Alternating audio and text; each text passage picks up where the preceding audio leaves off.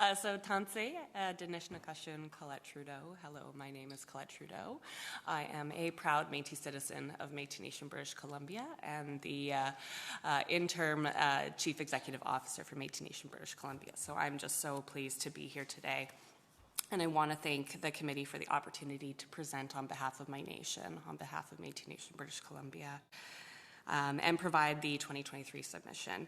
I'd also like to acknowledge last year's clear recommendation to support our previous submission, and we trust you'll see the strategic value of supporting our new request in a broader context of reconciliation. So just a little bit of a backgrounder on Métis Nation, British Columbia. We are the recognized government for Métis people in BC. We represent almost 90,000 self-identified Métis people in the province, with almost 23,000 registered as Métis citizens within the province. We, as part of our governance structure, we have 39 Métis chartered communities, which are volunteer-driven, and we represent a third of the Indigenous population in British Columbia. We have a provincially elected board of directors. So we have our provincially elected president, vice president, women's representative, and youth representative. And with all of our charter communities, that makes up our governance structure. So for quite some time, Métis people have fallen through the cracks. We are considered the forgotten people, and but we are getting really strong. Our culture is being revitalized. Our youth are really ensuring that there's a sustainability of our nation, and it's through that awareness that we are starting to see our communities become stronger and those connections across the province and nationally be created. And we really truly see ourselves as a really great partner for the province around the DRIPA action plan and around all reconciliation efforts in the province. But we do lack core funding capacity to do this work. So I do want to bring your attention, noting I'm already halfway through, to the three key areas. So our first request is around Métis governance. So as I noted, we have a very strong governance structure. And the governance funding that we are requesting will support our board of directors, contribute to the core capacity of our chartered communities that make up our Métis Nation Governing Assembly, support our annual general meeting, as well as key demographics within our nation, which is our Métis women and our gender diverse individuals, as well as our 2S LGBTQIA+ community members, and our Métis youth and our Métis veterans. So the funding will advance key priorities contained in our strategic plan to build a healthy and vibrant Métis Nation BC. The next part is around cultural protection and strategic programming. So similar to the provincial government, Métis Nation BC is set up with different ministries that do align with the provincial government. So we are seeking funding to ensure Métis culture is recognized, respected, and protected in a distinction-based approach. So we have key programs, services, and advocacy efforts around children and families, around our citizenship, which is the heart of Métis Nation BC, registers all of our citizens in the province. Through cultural protection, so ensuring the Michif language stays alive and well, and our culture is handed down to all of our youth for future sustainability of the nation. Economic development opportunities, education, specifically to early years, K-12 and post-secondary. Our health outcomes, we have been doing a number of work in partnership with the province, specifically anti-racism data legislation. We were a key partner on that. Housing and homelessness, we've been really visioning what that looks like for Métis people in the province. Sport, and again, as I mentioned, women and gender equity. The last piece of our submission is around reconciliation engagement. So the province and MNBC are advancing their relationship by pursuing a new whole-of-government approach. We have, over many years, signed Métis Nation relationship accords with the province, and we continue to do that work. We've just recently have an approved terms of reference, and our continue to be asked by the province to engage on a number of key priority areas, and this would really support our capacity to continue to do that work.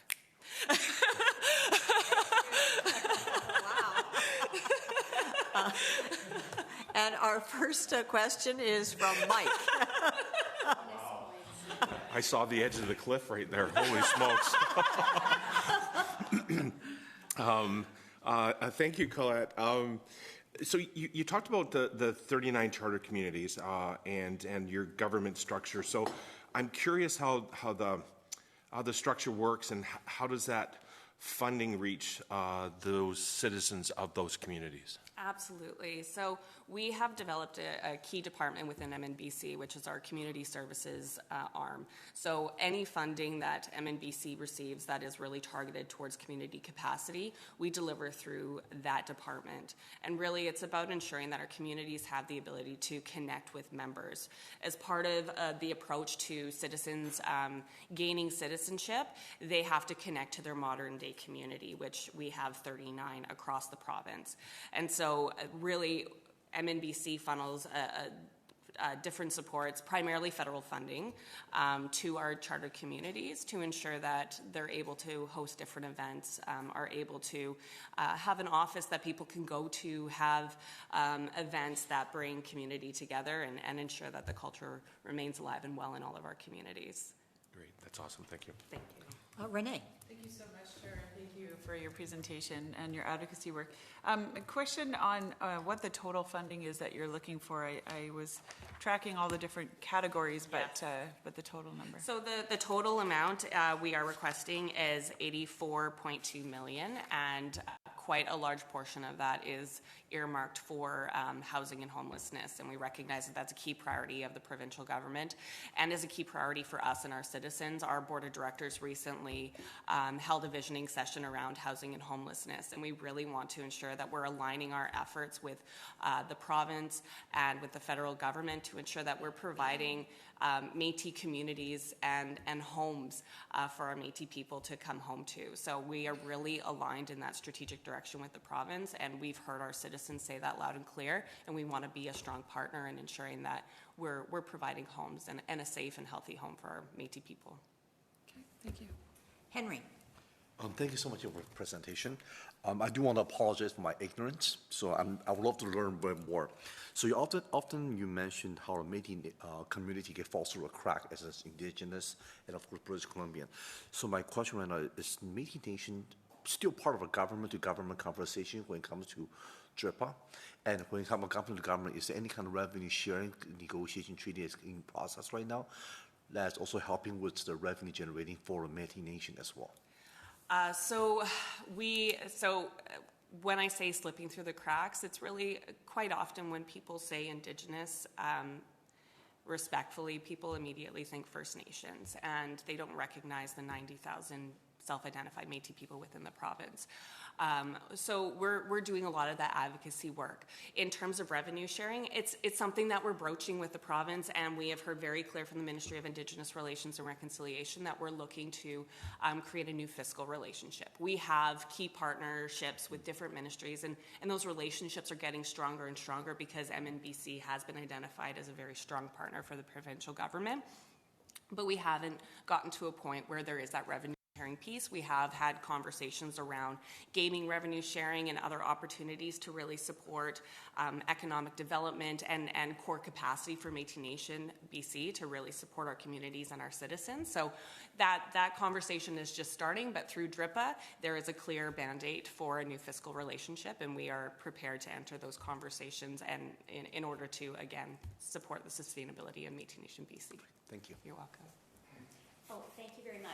1/3 of Indigenous people in BC are Métis. Do you find that working with MCFD, you're able to identify children in care who are Métis, or does government lump that all into one thing, which challenges funding?